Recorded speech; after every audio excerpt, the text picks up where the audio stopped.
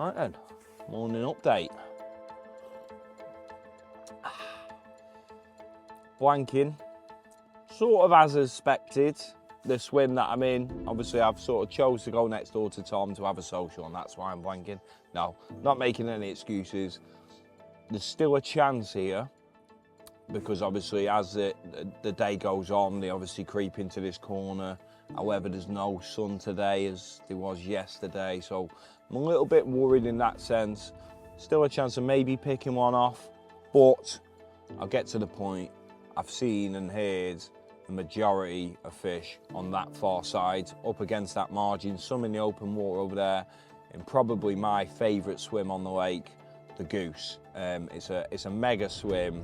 I've had quite a few fish out of that swim and that margin. It's a clay bank, absolutely littered in clay. A few of the fish that I saw yesterday were covered in clay, and it's pretty much the only clay that I know in here. There's a few little small spots that you find, but that bank is just all clay. So it's sort of, everything's pointing at, well, regardless of the clay, I've seen enough fish over there to take, even if I had a triple take now, I'd still move over there, put it that way. So, you know, probably 10 to 15 carp I've seen, and I'm not even really looking over there. I'm pretty sure if I was sat in the swim, I would have seen a hell of a lot more and heard them last night. So, Tom has had 2 this morning, which I'm absolutely buzzing on. Like I said last night, behind his back, I won't say it to his face, I wanted him to catch, of course I do. He's here on a guest with me. Well, I'm calling it a match for a bit of banter and that. I feel like I'm backtracking here now. Calling it a match for a bit of banter and that. But at the end of the day, we're 2 mates having a social and we're filming it. It's lovely times. So it is more about catching, but obviously I want him to catch fish on here, because I can fish on here anytime, and it's probably the last time he'll ever get to fish it unless he gets a ticket one day. So yeah, and what I should have said yesterday is I should have been a little bit worried really, because look, this is Tom Maker. I'm fishing against, he's a Terminator, isn't he? So yeah, I'm gonna move and get round there, and I'll fill you in on what I'm gonna be doing around there.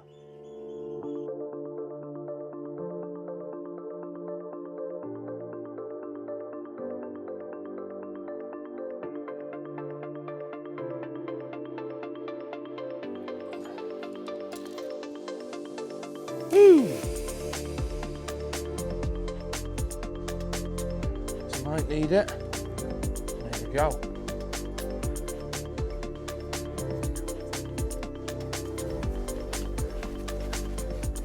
There we go. The old Linch legend has lost his head within 12 hours of getting the rods out. He is currently stood directly, and I mean directly opposite where I'm fishing. If it was the other way around, he'd be telling me my head's gone. He was telling me my head was gone yesterday before I'd even got my rods out the van. His head is coming off. He's going to get gravel rash on his forehead.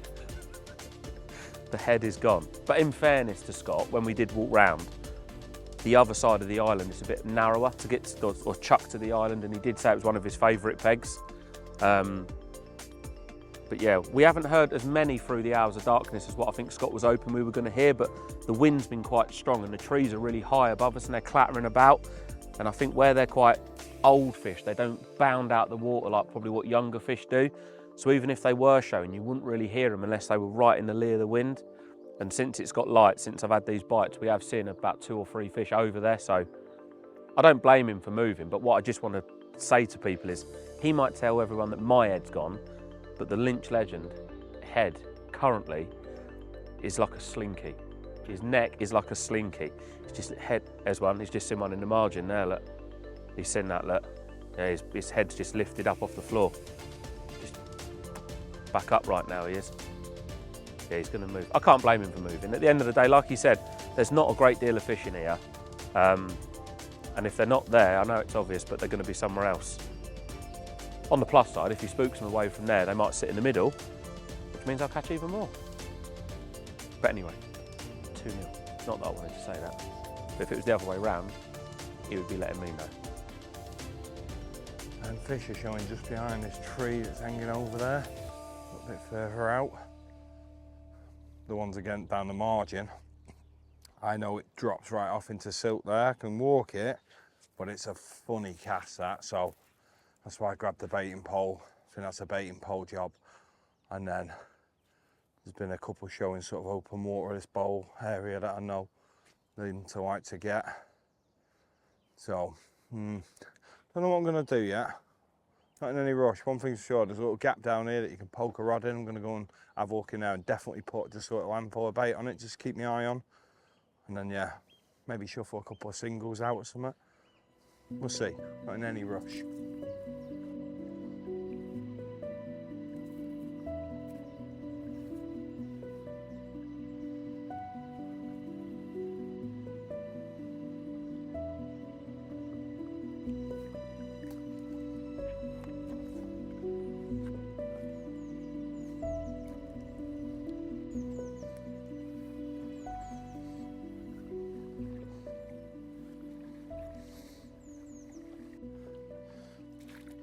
Confident, mate. I am super confident. Plan of attack is, now I know that I can get to the sort of area where I want to be from casting. Thing is with shuffling a pole out, unless you shuffle a leading rod out and have a lead open, or a lot of messing around, you know, you're sort of dropping into you don't know what. You know, so I would have gone for like hinged, shod, solid bag. Whereas now I know I can just have a couple. I don't want to cause too much disturbance, but it's that sort of confidence thing. Like, I just want to put one lead down there ideally, pull through, make sure it's nice and clear, which I'm pretty sure it should be, but 99% sure isn't good enough. I need to be 100% sure that I can sit on that rod and know it's fishing. So yeah, lead, maybe two if I need to, in that zone where I want to put these rigs. Hopefully it's clear, a couple of proper rigs out there, and that's about all I need to do for now, and then we'll sort of build a plan as we go throughout the day. But yeah, get a couple of rods fishing, you never know, might be able to snare a quick bite while they're still sort of, you know, having a bit of feed. It's still morning-ish, you know, we're probably getting on for about 8:30 now, so still a bit of a bite window maybe, we'll see.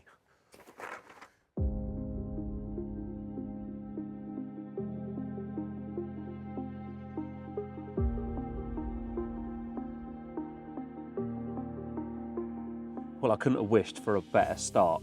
2 fish out of Willow. Yeah, better than I could have expected, let's just say that.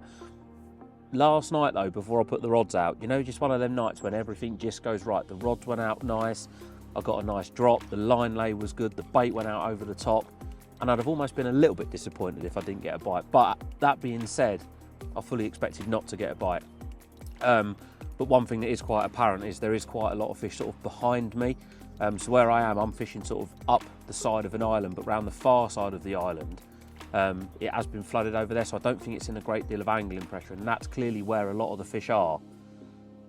Maybe the carp sort of come towards me during the hours of darkness, that's why I picked a couple up this morning, but Scott, he's raced round there, and he's got something in place over in a peg that's sort of directly opposite me really, but is fishing exactly where all the carp are, so I don't really care. I've had 2 fish. There's still chances of another couple of bites as well. I have seen the odd 1 or 2 fish show out there, but like I say, I've come to Willow and I've caught a couple of carp, and what amazing carp they are as well. So I want to get these rods prepared, fresh hooks. I wouldn't normally change hooks every single time, but here I'm a little bit like, you never know what that next bite could be. Fresh hooks, fresh baits, back out there, job's a good one. Labash. Change of plan. I've had to think about it because I know they're already here, and you know, I can't just put normal rigs out there. I don't want to lead up, sorry. I ideally do not want to be leading up, but I'd need to if I was going to put, you know, a noodle or what have you out there. But it's pressure in the area, I don't want that. So first things first, I'm going to put a couple of choddies down there. Single choddies, little 1 ounce leads. These are 1.5s, single brights, see if I can nick a bite, and then we'll build a plan. I just want to get some rigs fishing, because I'm playing catch up here, you know what I mean? I've got to take things serious now. It was all about, yeah, I'd love making to catch a fish. Now it's like, I want to catch a fish. So yeah, that's the plan. I've got to strip all the end tackle off and start from scratch, but it's got to be done.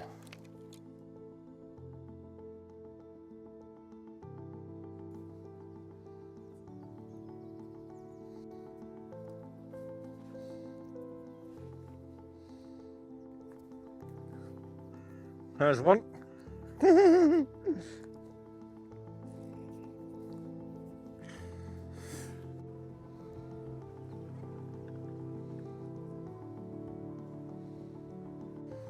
So you're just gonna have them. I know it's not gonna be weedy down there.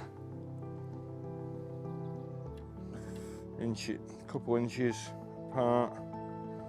The beads. That's it. One on the yellow, one on the white. Just gotta check if they're sinking or I need some putty. Where's my putty?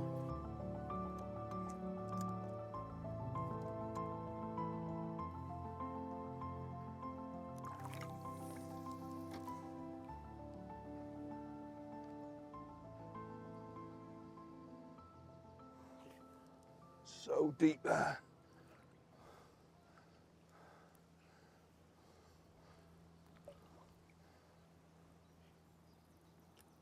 Right, I'm away. I'm away. That's mental.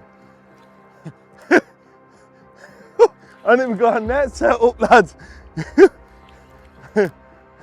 Unless this is a pike, I'm gonna need a net. Tom, you're gonna have to set me a net up, mate. That is probably the quickest take I've ever had. Hoping this is absolutely nailed. Oh my God, cannot believe that. I'm in so much shock.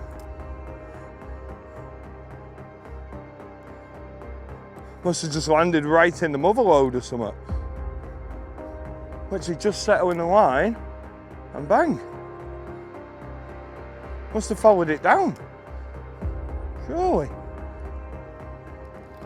Full of energy, this one. Oh mate, it's a good fish, this. I think it's a good one. Oh, they're all good on here. Oh, it is. I know which fish it is. Oh my God. Oh my God. Oh my God. Please. Come on. Oh. Oh, I wish you hadn't seen it. Oh, come on, girl. Oh my God.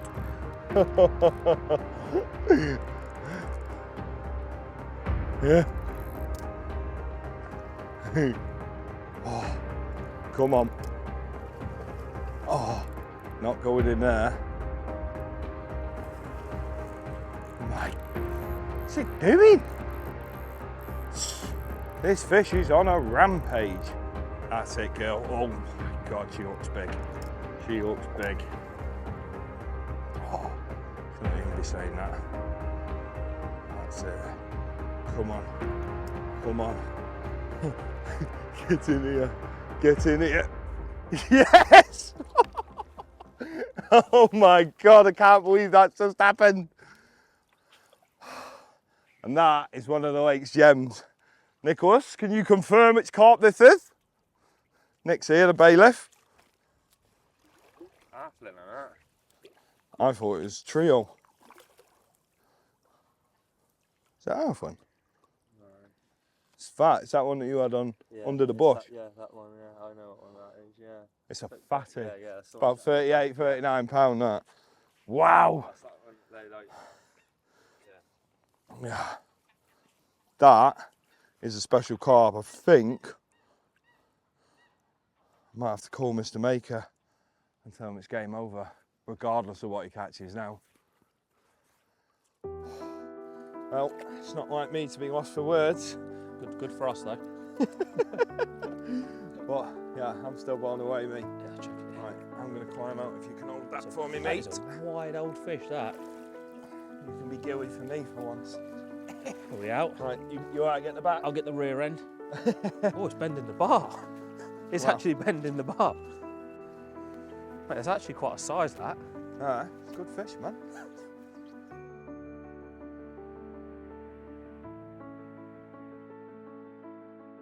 Oh, you take.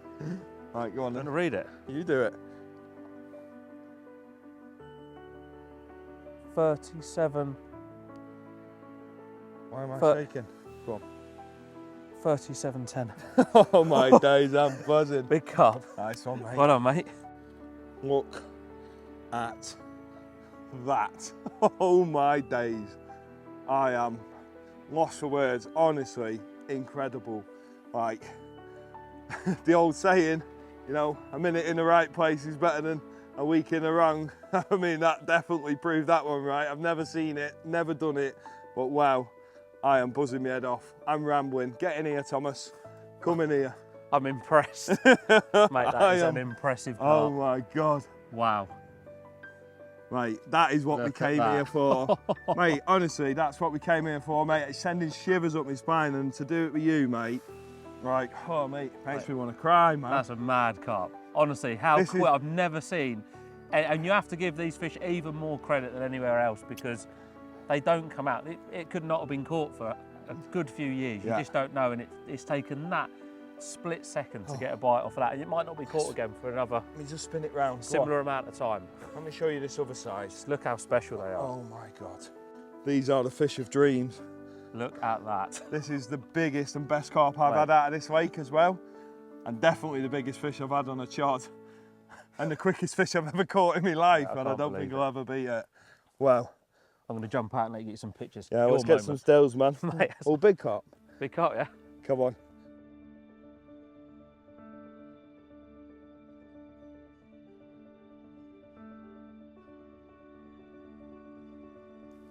Right, let's have one last look at this.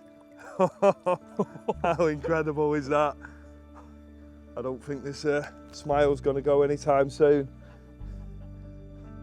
We'll celebrate with another takeaway tonight, haven't we? Mad fish. Look how nice it is. Incredible. Right, and I've just spoke to Nick, and it hasn't got a name, so I think we're going to name it the CineCarp. Get in! Mate. Get in, brother! Well done, mate. Get here! That is mightily impressive. Put it there. Put it there, brothers! And to you, and to you. Mic drop. You filming? Cat!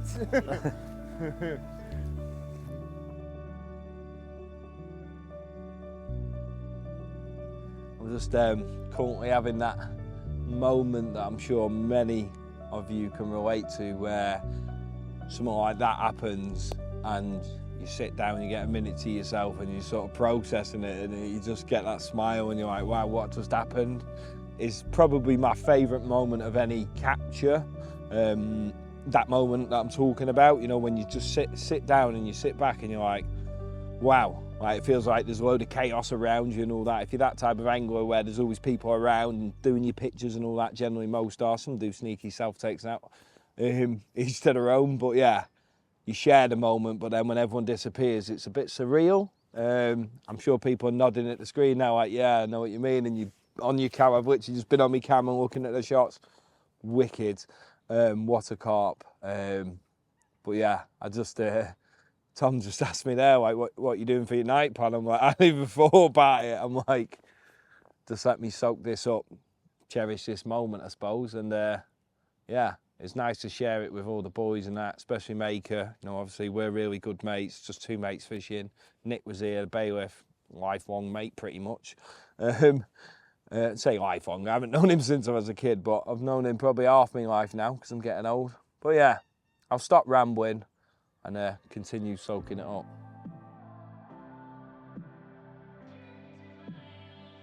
I mentioned at the very start of this session that it is vitally important that whenever you go fishing to a venue that you've not been to before or that you've got very little knowledge of, that you always go in with your best line of approach, something that you personally as an angler are confident in. Now, coming up to Linch, this is obviously Scott Lloyd's back garden. He's caught more carp off of this complex than you dare shake a stick at, and it'd be very, very easy for me to listen to Scott and almost go in with the exact same approach as what Scott does, because I know it works well up here, but there is nothing better than personal confidence. And this is the rig that I've gone in with, and it is the famous spinner rig. Now, I've caught so many carp on this, certainly of late anyway, and it would have been mad of me to have come here and gone in with something that I just wasn't confident in. Not that I don't believe in what Scott does, but like I say, personal confidence is the biggest thing. But it varies very slightly from sort of the other venues where I would use it. Now, first and foremost, the spot that I found is in deep water and it is a little bit silty. There is the odd patch of gravel there, but just this side of the spot is quite a lot of low-lying silkweed. Now, when you bring this silkweed back, obviously it's flat, it's quite compact, but when it is out there on the bottom, it does sort of puff up ever so slightly. And if I do happen to sort of drop a rod short, or there is a little bit of silkweed on the spot, I want to have a rig that I know will reset itself even if a carp picks it up and does me, but at the same time won't get snarled up in all the silkweed. So how I fish this, believe it or not, is actually a wafter. But the way in which I position the bead means that the sort of top end of the hook, if you like, almost on the curve, is very, very light, meaning that the point is almost lifted just off the bottom, so they're sort of reducing the chances of it snarling on any low-lying silkweed. And as for hook bait as well, I've gone for a double tiger nut. Now, I see a lot of people when they're fishing over nuts, they'll get the biggest tiger nut that they possibly can and they'll fish it straight over the top. To me, it just looks really foreign. No different if you're fishing over a bed of maggots.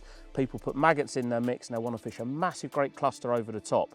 I like to try and mimic it as best as what I possibly can. And all I've done here is I've got 2 of the tiger nuts straight out the bucket and I've drilled the biggest piece of cork into them that I can. So it's making the hook bait as light as possible. And all I've done, just to sort of add further attraction, I've just shaved the skin off of the tiger nuts purely and simply because the mix that I'm feeding is crushed up manila and tiger nuts. Again, I haven't gone for mulched up manila, and the reason why I haven't is I almost want the bait that I'm putting in to flutter down and sit nice and proud over the bottom that I'm fishing. One thing that I do know with these Linch Hill carp is they have been caught numerous times over the years and they are extremely old carp. Old carp are primarily wary carp. The last thing that I want to be doing is putting a mix that could be sort of like getting entangled in all of the silkweed. The fish are having to work extra hard to try and get that bait, where if I present the mix that I'm putting out now, which like I say is tigers, crushed and crushed manila, it's a nice light mix, it's sitting on top of the silkweed. As the fish are sort of snuffling around, having a little feed, what's presented perfectly on top, my critically balanced double tiger nut hook bait.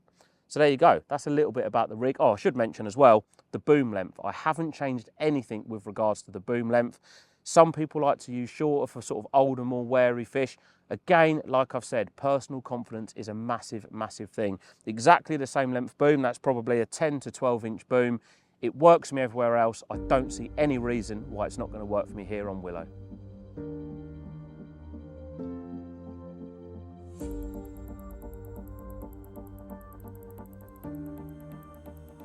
Right, I am pretty much ready to go now. They're all wrapped up, all got fresh baits on, everything. I'll run you through that in a second, but I had a lead up out there. Down this left-hand side, there's a nice bit of gravel just where that overhanging tree is, not far from where I caught that fish earlier. So I'm gonna sit a little noodle, but I've switched to rubbers. So when I wound one of them rods in from over the other side this morning, the craze had had a good old go at it. So I'm pulling out all the stops here. You know, I know I've had a big one, but I want to catch more than him as well, don't I? No, it's not a match. It is a match. Yeah, I put rubber baits on just to be sure because I'm fishing real close in and I just know the crayfish to be savage. And even with my choddy as well. So yeah, sorry actually, I'm putting a rig on the gravel and then I'm going to chuck this choddy off the side of it, pretty much bang on where I caught from. It's soft there, so I'll put the choddy on because the thing is with silt, you don't know how deep it is, and if your lead clip ends up driving into the silt and it can pull the rig in there as well. So chod's probably were the best sort of presentation to go over there, or fishing a heli and running up the line. But yeah, I've gone in with a choddy because I already had one set up. Obviously I've tied a fresh rig. I've actually corked this rubber out as well. This is a yellow rubber, switched them all over to yellows straight away. Had a bite on yellow, why not get them all on yellows? Plus there's yellow bits of corn in the mix. Tigers are pretty much yellow, so yeah, that's the plan for the night. And then I have here the fish. There's a little gap here with a little tree that sticks out. Here the fish jump out, ran down, had a look, lined it up, put a lead there. It's only 4 wraps out, well away from the snag, so it's not dangerous or anything. And yeah, I'm going to stick a rod down there as well. And that is me for the night. Tommy's coming around for a barbecue before he does his rods. Looking forward to that because I've had takeaways for the last 2 nights. But yeah, let's do it.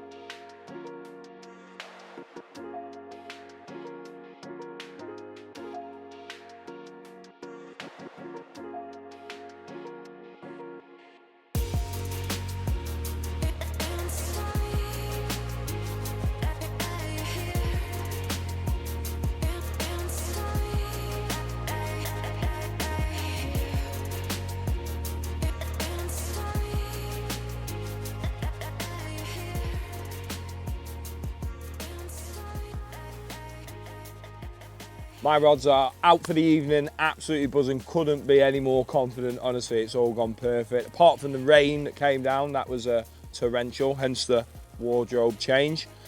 Old Tommy boy has wound in, done me the courtesy of going down, getting a few bits for a barbie and come round. Good, mate, I am. Yeah, well, I have less had rod hours to me, I may note. So yeah. Well, we've if the called scores change overnight, I've got a bit of time to stay on, a bit of extra time, shall we say?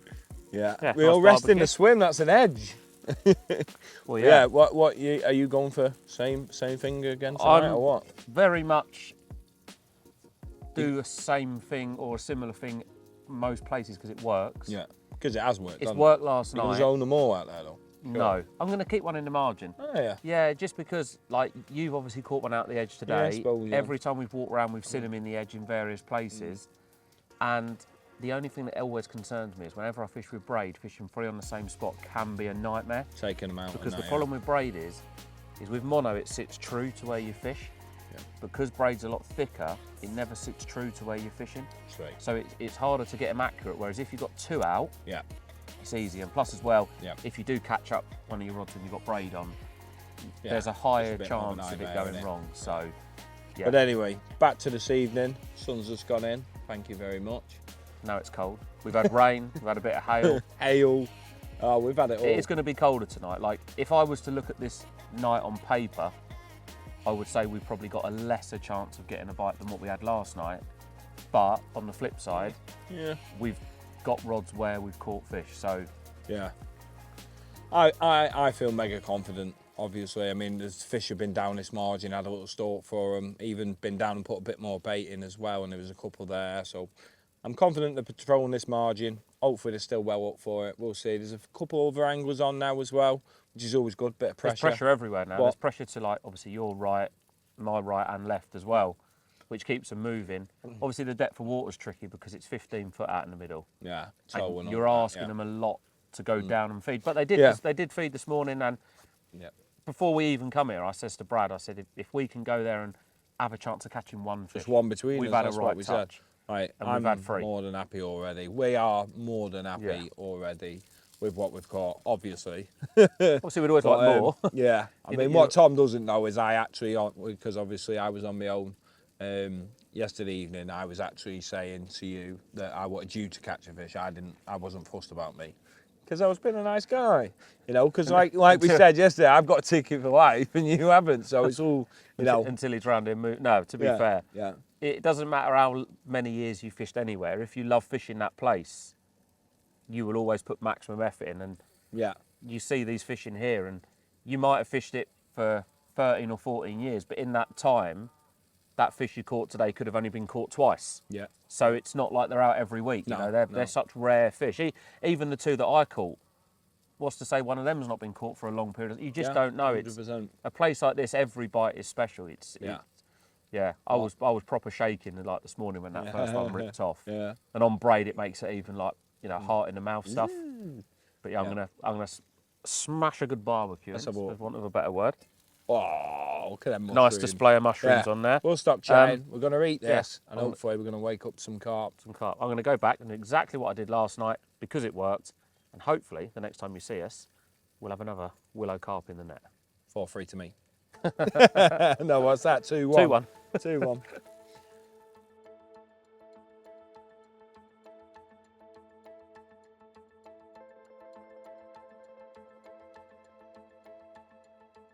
Just made my way back round from Scott's Peg where I had a barbecue with him, and actually I ended up cooking it, which is probably not really fair because if the barbecue's in your peg, you should be the one that cooks it. But yeah, I'm back round now, probably about an hour before last light, but I want to make sure these go bang on again, just like they did last night. The spot that I'm fishing, quite bizarrely, it's really, really clear when you drag a lead across it, but as soon as you sort of wind a lead in after it's been out there for a good couple of hours, it's full of silkweed. And I reckon where I'm fishing is right on the cusp of where the sort of silkweed meets a really clear spot. But I need to make sure the drops feel perfect. Now, fishing with braid, it's obviously a lot easier to do this than what it is with mono. And it's quite hard to explain, but it's like a real hard drop, but there's like a little bit of sort of a squishy feeling. I know what I'm talking about, like in my own head, but if it lands any shorter than that, it lands in that horrible silkweed. So I want to make sure these go bang on. And much like I always say, If it takes me 25 chucks to get these 2 rods out, so be it. I want to be going to bed tonight knowing it's absolutely perfect. And if I wake up in the morning and nothing else has happened, I know that I've done the best possible bit of angling that I can possibly do to try and catch myself another willow carp. But it does look good again, I'm not going to lie. Confidence is high. We've both caught carp. We've had a good barbecue. What more do you want? Let's do this.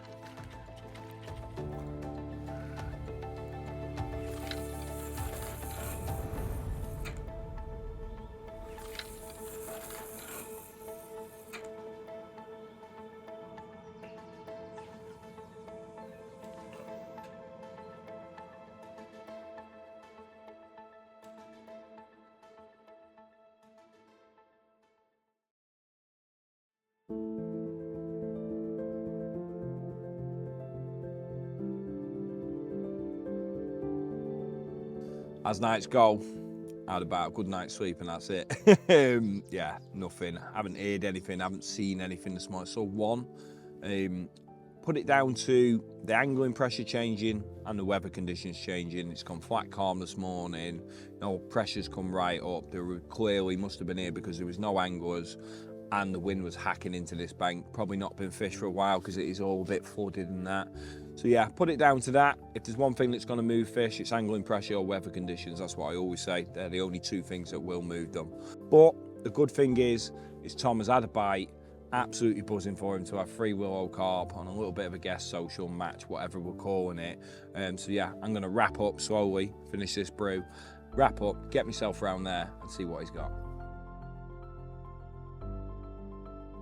As you can see, the kit is now packed away and on the barrow, and I'm just waiting for Scott to come around because I had one again exactly the same time as what I had my second bite yesterday morning, just on that cusp of first light. I've got to be away, I've got a lot of stuff to do today. I think Scott's going to stay on for a little bit longer, might potentially go and try and find a stalking opportunity, but again, another really nice willow mirror. 3 fish for me over the course of this session, more than I could have ever asked for, and again, it is another absolutely stunning willow mirror carp. So yeah, we're going to get that one out when Scott comes around, have a look at that, and I'm going to hit the road. Got the lid. Let's get her out then, boy. Let's have a look. What's that mirror? Mirror. Deep mesh these though, which are quite nice. Yeah. He's in there somewhere. Little called a springbow pug there, Thomas. Yeah, a little plug, yeah. Deep mesh in that. Other nets are available on the market. You got him? Yeah, there he's in, he's in.